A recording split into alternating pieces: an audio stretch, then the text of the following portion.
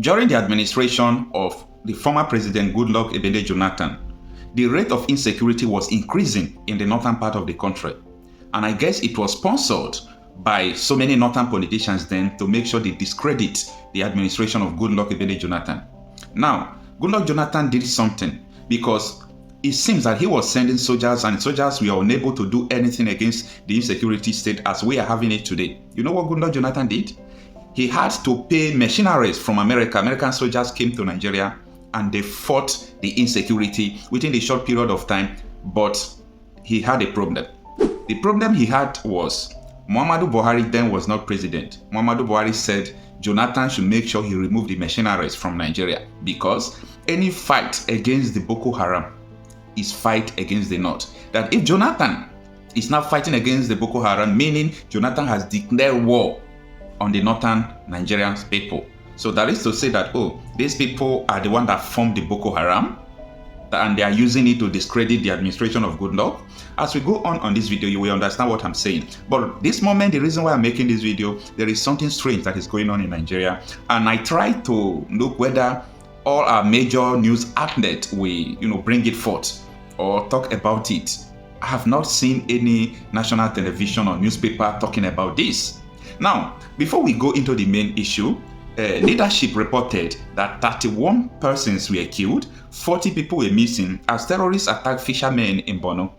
In Borno State, people were fishing and they were attacked, 40 are missing and 31 persons were killed. That is a very terrible something that I think even Nigeria is supposed to pay condolence. President is supposed to have run there to visit there. And this is the same state that Shettima, the vice president of Nigeria, came from. But as if that is not enough, there is something more scarier than that. Now, after the incident happened, you know what happened today? The ISWAP, that is the Islamic State of West African Province, asked the Borno community, the same state that Kashim Shettima came from. The terrorists asked them to do what? To live or die. Just two options. Live or you die. Two options. Leave Borno community or you die. Now, why Nigerians are celebrating what they call unbroken democracy, but we have never had democracy in Nigeria as far as I'm concerned and as far as I've witnessed up to today. They are parading everything that, Tinubu, they are trying to package him for Nigeria. People who are living in a state where the vice president came from, the terrorists are giving them quick notice, leave here. Here belongs to us. Here doesn't belong to Nigeria. And that confirmed what the Amnesty International was saying, that so many parts of the northern Nigeria are not under the government of Nigeria. You hear that? So many parts of the northern Nigeria are not under the government of Nigeria. In other words, Tinubu is not the president of the whole Nigeria. Tinubu is not the president of part of Nigeria. Not just because people did not accept him, but he is not in charge in so many parts of the country. Who are in charge? The terrorists. This is the hard reality that we must face. But let us go through these articles and see one or two things that we are going to discuss here. Now it says, the Islamic State West African Province (ISWAP) terrorists have issued a quick notice to residents of Kukawa local government area in Borno State to leave their homes or face death. I hope you understand what that means. Leave your homes or you face death. And this is, these are people that call themselves Nigerians. And the primary duty of every government is to protect lives and property. Live or die. Terrorists giving people quick notice under the administration of Bola Ahmed Tinubu.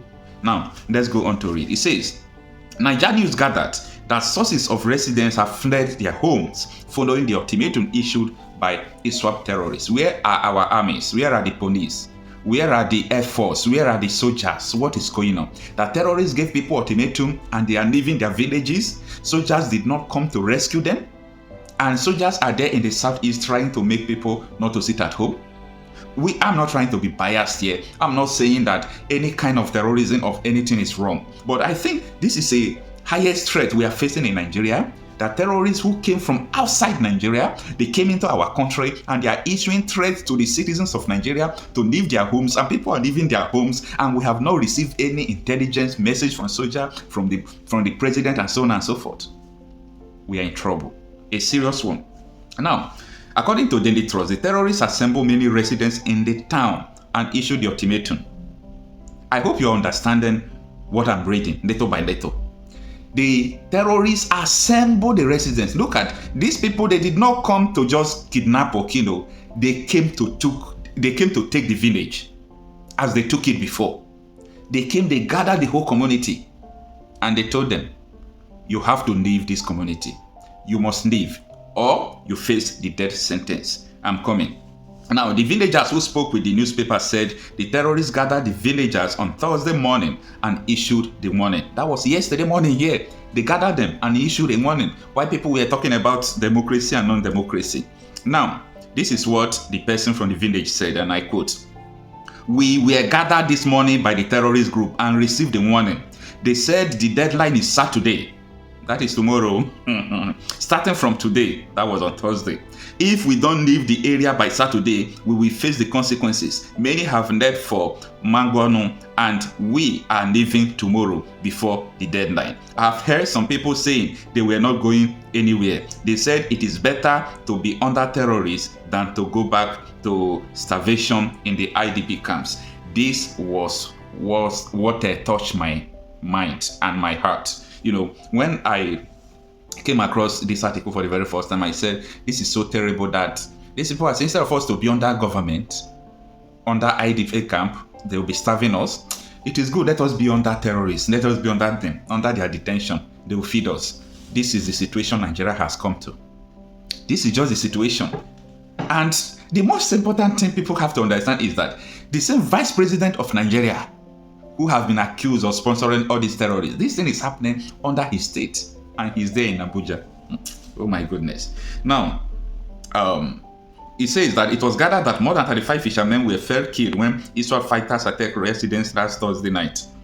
According to the sources knowledgeable about the incident, no fewer than 25 people were severely wounded, while about 30 were still missing. So that was what the Leadership newspaper reported for the very first time. Now, at this point in time, we shouldn't politicize all these things. It is important, the Northerners especially, because this is happening in your area.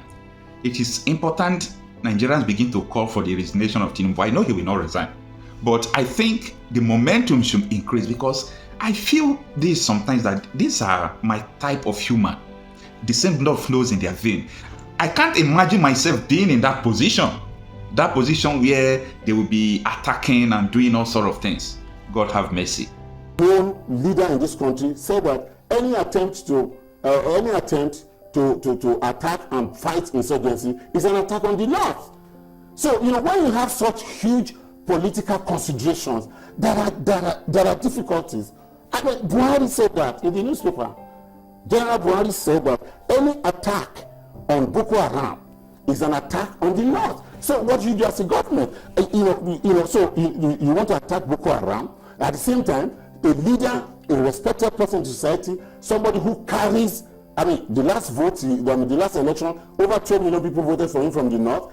A man like that, you cannot ignore him. Now he says that if you continue to attack Boko Haram, you are attacking the North. You must be careful. This is the same man. You must be careful. Just a moment, You sir. must be careful. This is the same man who has also condemned Boko Haram activities. When your own, I think it was the president's special advisor on media, Reuben Abati, wrote a statement acknowledging and even thanking him to the effect that he condemned Boko Haram. Very good, Marco.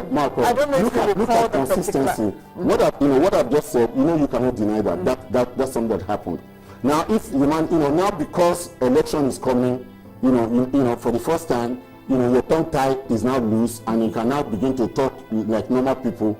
I mean, that doesn't mean anything. Did you release a statement to that particular effect? Because a lot of people would not know when that happened. Which one? The second one. It was on Radio Liberty on the 22nd of July. It was on Radio Liberty and was published on the 20th. No, it was on the 21st on Radio Liberty. It was published this day, front page of this day by a newspaper. I'm not talking from this is fact. You can go. Well, people can go and check it.